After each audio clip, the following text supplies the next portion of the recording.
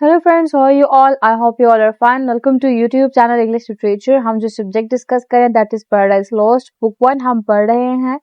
Line number 490 तक अपने text complete कर चुके थे. आज 491 से ऑनवर्ड्स हम लोगों ने हमारे टेक्स्ट को पढ़ना है.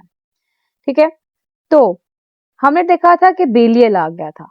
बेलियल कौन था? हमने इसके बारे में बात की लास्ट लेक्चर में कि मोर विकेड एंड शेमलेस, ये वाइसेस को अपने ही पर्पस के लिए फॉर ऑन सेक जो है उसको अडोर करता था, बुराइयों को.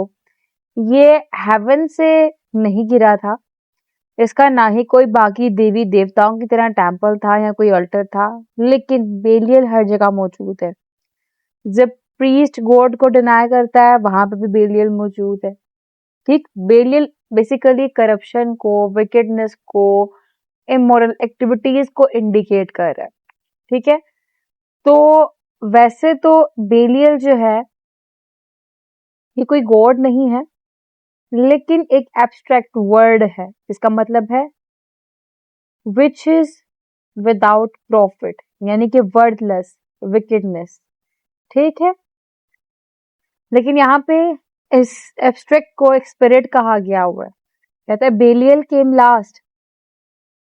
इन सब के लास्ट में हमारे पास बेलियल आता है. पहले कौन था? मलोक था, फिर कैमल था, फिर पियर था, फिर थेमस आया, डैगन आया, रिमन आया, अहाज आया, और भी स्पिरिट्स आए. देन ओसिरिस, आइसिस, ऑरस, ये नेम आए. कितनी लंबी लिस्ट में सबसे लास्ट में नाम जो आता है वो बेलियल का आता है. Then whom a spirit more lured. lured means immoral. कहता है जो एक स्पिरिट, ऐसे स्पिरिट जो कि मोर इमोरल है और मोर शेमलेस है और मोर विकेड है, यानी सबसे ज्यादा शेमलेस, सबसे ज्यादा इमोरल और सबसे ज्यादा विकेड, ये बेलियल ही था. फिर कहा गया जी Belial fell not from heaven और more gross to love vice for itself. Gross का मतलब होता है वल्गर, और यहाँ पे फेल मतलब होता है डिसेंडेंट, गिरना. स्मोक्ड है ये वर्ड हमारे पास. ठीक है, आप और अल्टर स्मोक्ड, स्मोक्ड मतलब होता है ऑफरिंग ऑन अल्टर, अल्टर पे जो कुर्बानियां दी जाती हैं. तो यहाँ पे कहा गया कि बेलियल हेवन से नहीं गिरा था, और more gross to love vice for itself. और बेलियल एक ऐसी चीज है, ऐसे स्पिरिट है जो बुराई को, वल्गैरिटी को अपने ही सेक के लिए पसंद करता है. फिर कहा गया to him no temple stood, इसके लिए कोई भी टेम्पल नहीं है. जैसे बाकी देवी देवताओं के मंदिर थे जहां पे उसको पूजा जाता था, वैसे इसका कोई भी टेम्पल नहीं है. और अल्टर स्मोक्ड, और ना ही कोई कुर्बान गाह है जहां पे किसी की कुर्बानी दी जाए, जहां पे ऑफरिंग्स दी जाए. yet who more of than he in temples and at altars. कहते हैं लेकिन इससे ज्यादा बात यह है कि जितने भी टेम्पल्स हैं या जितने भी अल्टर्स हैं उन सब जगहों पे बेलियल मौजूद है. when the priest turns atheist as did Eli's son. कहते जैसे जब प्रीस्ट क्या हुआ, प्रीस्ट एथिस्ट बन गया. मतलब एथिस्ट कहते हैं non believer of any God, जो खुदा पे यकीन ना रखता हो. कहते जब प्रीस्ट ऐसा हो जाए, खुदा पे जो यकीन रखने वाला ना हो, जैसे कि इलायस के सर ने किया था. अब इलायस कौन है? ELI ये नेम है. ये हाईएस्ट रैंक का प्रीस्ट था और इसको बिब्लिकल टेक्स्ट के अंदर मेंशन किया गया हुआ है. ठीक है, बहुत हाईएस्ट रैंक का प्रीस्ट था. इसके 2 बच्चे थे. एक का नाम था हमारे पास हॉफनी, एक का नाम था फानियस. ठीक है, ये 2 नेम है. ये क्या करते थे? ये दोनों भी पादरी थे, लेकिन इनका बिहेवियर बहुत करप्ट था चर्च के अंदर. ये जितने भी वर्शिपर्स थे उनसे फायदा उठाया करते थे, वायलेंस कमिट किया करते थे, और upon the house of God, जो खुदा का घर था, टेम्पल था, वहां पे ये शेम लेके आए थे. इनको सन्स ऑफ बेलियल भी कहा जाता है. ठीक है, तो कहते हैं अब ये जो एलाइस के सन थे होफनी और फाइनियस, इन्होंने क्या किया? बुराइयां फैलाई चर्च के अंदर. ठीक है, इन्होंने वल्गर एक्टिविटीज को परफॉर्म किया. इन्होंने जो थी वायलेंस उसको परफॉर्म किया, उसको जो था नॉर्मलाइज किया चर्च के अंदर, हाउस ऑफ गॉड में. ठीक है, टेम्पल में लस्ट को प्रमोट किया इन्होंने. ठीक, तो कहते हैं when that priest turns atheist as did Eli's son, who filled lust and violence the house of God। कहता है अब यहाँ पे बात की जा रही है, कहता है कि ना यहाँ पे भी बेलियल मौजूद है, जैसे कि एलियस के सन ने किया था। क्या किया था इन्होंने जो हाउस ऑफ गॉड है उनको लस्ट से और वायलेंस से भर दिया था। वहां पे जितनी भी स्ट्रॉन्ग सेक्सुअल डिजायर्स थी उनको प्रमोट करवाना शुरू कर दिया, नॉर्मलाइज करवाना शुरू कर दिया, वायलेंस शुरू कर दी वहां पे। ठीक, तो मीन्स यहाँ पे भी बेलियल मौजूद है। कहता अब बेलियल सिर्फ यहाँ पे हाउस ऑफ गॉड में ही नहीं, टेम्पल्स में ही नहीं, अल्टर्स में ही नहीं, बल्कि in courts and palaces he also reigns। कहता है कोर्ट में, पैलेसेस में भी वो हुकूमत कर रहा है। ठीक, यानी बेलियल हर जगह ही मौजूद है, एक एब्स्ट्रैक्ट है। ठीक है, स्पिरिट, एक एब्स्ट्रैक्ट स्पिरिट है। ठीक, कहते हैं and in luxurious cities where the noise of riots ascends above their loftiest tower. Luxurious मतलब होता है एक्सट्रीमली कंफर्टेबल। कहते हैं वो शहर जो बहुत ज्यादा कंफर्टेबल होते हैं, जहां पे मारधार यूज कहते हैं वायलेंस को। ठीक है, जहां पे पब्लिक वायलेंस, जहां पे कोई भी रुकावट ना हो रही हो। कहते हैं जहां पे मारधार जो है अपनी बुलंदी पे चढ़ रही हो और जितने भी लॉफ्टिएस्ट टावर्स हैं, जो मोस्ट एलिवेटेड टावर्स हैं, उनको तबाह कर रही हो और इंजरी लेके आ रही हो, एक एक्सट्रीम वायलेंस क्रिएट कर रही हो, उस जगह पे भी बेलियल मौजूद है। मतलब यहाँ पे पब्लिक वायलेंस की बात की गई है। ऐसी जगह, ऐसे शहर जो बहुत खूबसूरत बने हुए हैं, लेकिन वहां पे भी रिवोट्स, हड़तालें हो रही हैं, लोग मार धाड़ कर रहे हैं, चीजें तोड़ फोड़ रहे हैं, करप्शन हो रही है। ठीक है, तो वहां पे भी कहते हैं बेलियल मौजूद है। एंड देन उसके बाद क्या होता है, उसके बाद कहता है and injury and outreach. Outreach मतलब एक्सट्रीम लेवल का वायलेंस। कहता है और क्या हो रहा है फिर वहां पे शहरों में, एक्सट्रीम लेवल का वायलेंस क्रिएट किया जा रहा है, इंजरीज हो रही हैं, लोग मर रहे हैं, जख्मी हो रहे हैं। तो कहते हैं एंड व्हेन द नाइट, अब रात की बात की जा रही है कि रात में क्या होता है, darkness darkens the streets, then wander forth the sons of Belial।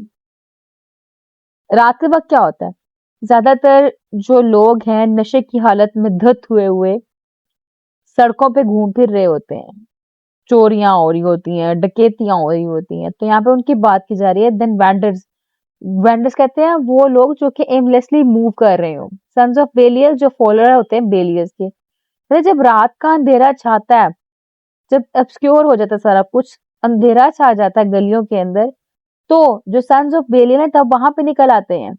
क्या करते हैं, flown with insolence and wines. क्या बहुत ज्यादा रूडनेस उनके अंदर भरी हुई होती है। वाइन मतलब उन्होंने शराब पी होती है, नशे में धुत हुए होते हैं। Witness the streets of सोडम। सोडम एक जगह का नेम है जहाँ पे बहुत ज्यादा विकेडनेस एक्टिविटीज हो रही थी, अपनी विकेडनेस की बेस पे फेमस है। एंड दैट नाइट इन गेबा, ये भी एक प्लेस है जहाँ पे मोरल करप्शन बहुत मशहूर है, आम थी इस जगह पे। उसके बाद जो है व्हेन द हॉस्पिटेबल, हॉस्पिटल कहते हैं welcoming door exposed a matron to avoid worse rape. कहता है अब यहाँ पे जो गेबर नाम की जगह है वहां पे एक इंसिडेंट हुआ था। मेट्रोन कहते हैं मैरिड विमेन को, जहाँ पे मैरिड विमेन को रेप किया गया था। कहते हैं गेबा वो जगह है जहाँ मैरिड विमेन को वर्सली रेप किया जा रहा था, उसको कोई भी ना रोक पाया था। तो कहता है ये भी अपनी मोरल करप्शन, अपनी विकेडनेस, अपनी इवल एक्टिविटीज की बेस पे फेमस है। इन जगहों को मत भूलना, इन जगहों पे भी बेलियल मौजूद है। कहते these were the prime in order and in mind. Prime कहते पहला, फोरमोस्ट। सीक्वेंस के लिहाज से बात की जाए, स्ट्रेंथ के लिहाज से बात की, तो फिर these were the prime in order and might. ये सारे के सारे प्राइम्स थे, गॉड एंड गॉडेसेस जिनकी बात की जा रही है अपने ऑर्डर के लिहाज से, स्ट्रेंथ के लिहाज से, जिनको वन बाय वन डिस्कस किया। बेलियल पे हम लोग लास्ट पे आए। कहते हैं the rest were long to tell. कहते हैं इनके अलावा और भी बहुत सारे हैं जिनको बताना बहुत लंबा एक टाइम लेगा। दो फॉर इन ऑर्ड, कहते हैं अगर हम बात करें जो फेमस है उनमें द लाइनियन गॉड्स हैं। लाइनियन एक जगह का नाम है। यहाँ के लोगों ने, लेनियन जो लोग थे, उन्होंने अपनी एक लाइक डिटीज बनाई हुई थी, मुख्तलिफ किस्म के बुत उनकी वो पूजा करते थे। ये ग्रीक गॉड्स थे और ये अपने लोगों में बहुत फेमस थे। ये God of children of haven and अर्थ माने जाते थे। इनको बहुत सी रिस्पेक्ट देते थे ग्रीक के लोग। ठीक है, अब कहता है यहाँ पे of Javan's issue held. Javan refer कर रहा है यहाँ पे बेसिकली डिसेंडेंट्स ऑफ यावान जो है उनको रेफर किया जा रहा है। ये भी ग्रीक्स के अंदर ही इनके चिल्ड्रन जो है उनको माना जा रहा है। मतलब यावान जो है वो ग्रीक का गॉड था और इशू उसके चिल्ड्रन, ठीक है। जो ग्रीक गॉड है उसके जो चिल्ड्रन है, उसके जो डिसेंडेंट्स है, उनकी बात की जा रही है कि इनको भी यहाँ पे बहुत ज्यादा एडमायर किया जाता था। कहता है आगे से gods yet confessed later than heaven and earth. कहते ये जो थे बेसिकली किनके, हेवन एंड अर्थ के बच्चे थे। अब उनमें कौन कौन आ रहा है, their parents, their boasted parents, कि उनके पेरेंट्स जो थे बड़ा प्राइड फील करते थे खुद पे। Titan, heaven's first born. Titan कौन है, हेवन फर्स्ट बॉर्न। अब बेसिकली यहाँ पे आप देखें जरा स्क्रीन पे, मैं आपको बताने लगी हूँ। हमारे पास है एक यूरेनस, ठीक है, दूसरा हमारे पास है गाया। Uranus basically goddess of sky है, जिसको हम लोग ग्रीक मिथ के अंदर गॉड ऑफ स्काई कहते हैं, ठीक है, यूरेनस को।